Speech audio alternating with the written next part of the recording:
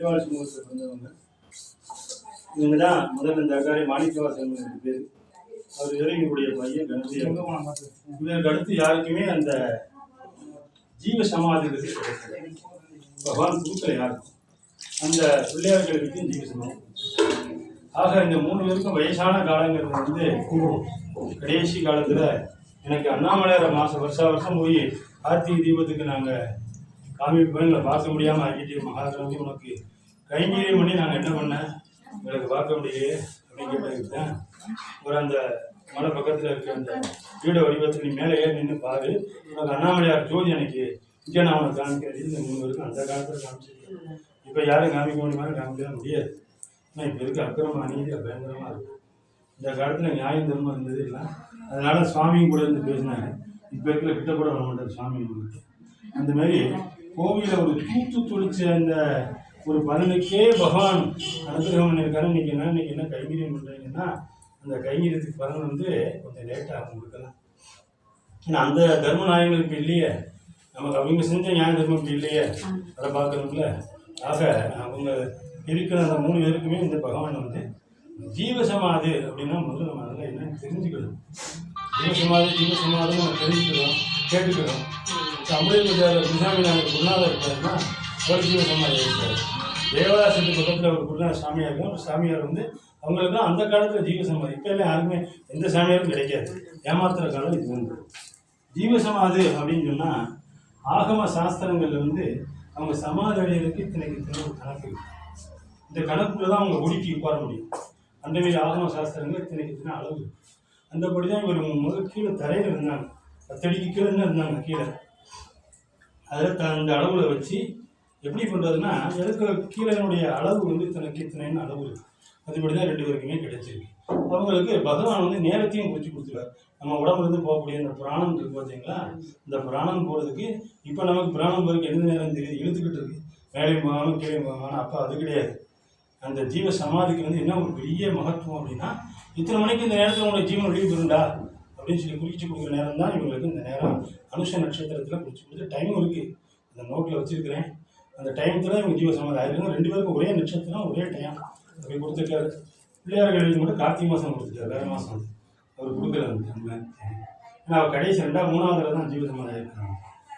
இந்த மாதிரி இந்த 2 பேருக்கும் கிடைச்ச ஒரு இது என்னன்னா, ஜீவ சமாதினா அந்த குளிப்பில் வந்து அவங்க வந்து நிஷ்டை. எப்படி நம்ம தபக்கோணத்துக்கு போகிறோம் எல்லாமே எடுத்துகிட்டு கோமணம் பாய்ச்சிடுவாங்க.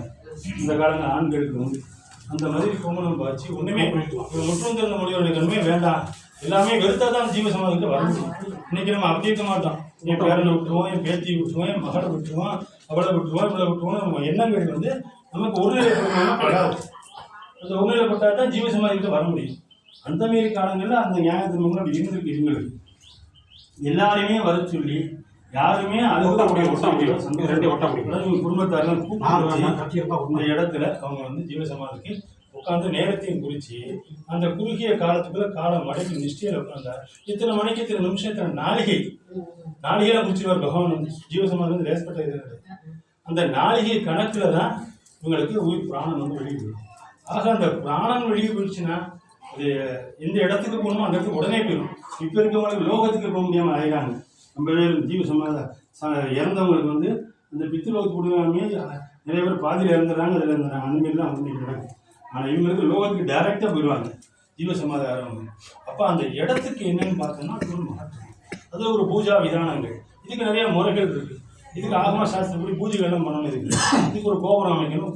எப்படி சிவனுடைய அம்சத்துக்கு அடுத்தபடியாக அவங்க கொண்டு வராங்க சாஸ்திரங்கள். ஜீவசமாதி ஆனவங்க இதில் ரொம்ப பேர் தான் இருக்காங்க. இப்போ ஜீவசமாதி ஆனவங்களும் கிடையாது. சும்மா ஏமாத்துறாங்க. எல்லாரும் செங்கலை தூவி மண்ணை தூவி ஊதி தூவி அதை தூவி ஓடி போயிடறாங்க. கிட்ட வரும்போது மண்ணை வச்சு ஓடி பயந்து ஓடி உயிரவங்க பாவம் பயந்து ஓடி போயிடுறாங்க. இதேமாரி இவங்க ஆட்கள்லாம் இப்போ கிடையாது. அதனால் ரொம்ப ஒரு சக்தி படைத்த இவங்க 2 பேருக்குமே இன்னைக்கு மலைமுந்தர் விநாயகர் இந்த உலகத்துக்கே தெரிவித்தவங்க எல்லாரும் 2 பேரும் ஸ்தாபிதம் பண்ணாங்க. விநாயகரை இந்த முதல்ல இந்த கிணத்து பக்கத்தில் தான் தூக்கி ஸ்தாபிதம் பண்ணிட்டாங்க. ஒரு சாமியார் அவருக்கு ஜீவ சமாதி தூக்க மாட்டேன்ட்டாங்க. பிள்ளையார் அந்த காலத்தில் இப்போ கூட கைங்கரியம் பண்ணிட்டாங்க. அவருக்கு அந்த ஜீவ சமாதி கிடைக்கும். கூட நீங்கள் சாமியார்னு பேருக்கு இந்த சாமியாருக்கு அந்த ஜீவ சமாதி கிடைக்காது, இவங்களுக்கு கிடைச்சிருக்கு.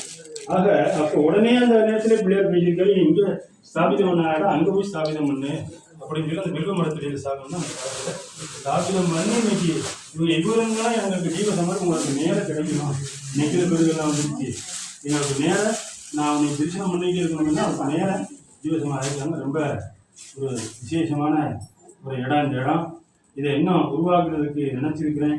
நிறையா இதெல்லாம் பண்ண அந்த சாஸ்திரப்படி அமைக்கணும். இந்த இடத்த நம்ம காலத்தில் செஞ்சு இதுக்கு ஒரு கோபுரங்கள் கட்டி இதுக்கு ஒரு கும்பாபிஷேகங்கள் பண்ணி இதுக்கு பூஜை எல்லாம் பண்ணக்கூடாது, எல்லாம் தொடக்கூடாது சாமி இருந்து.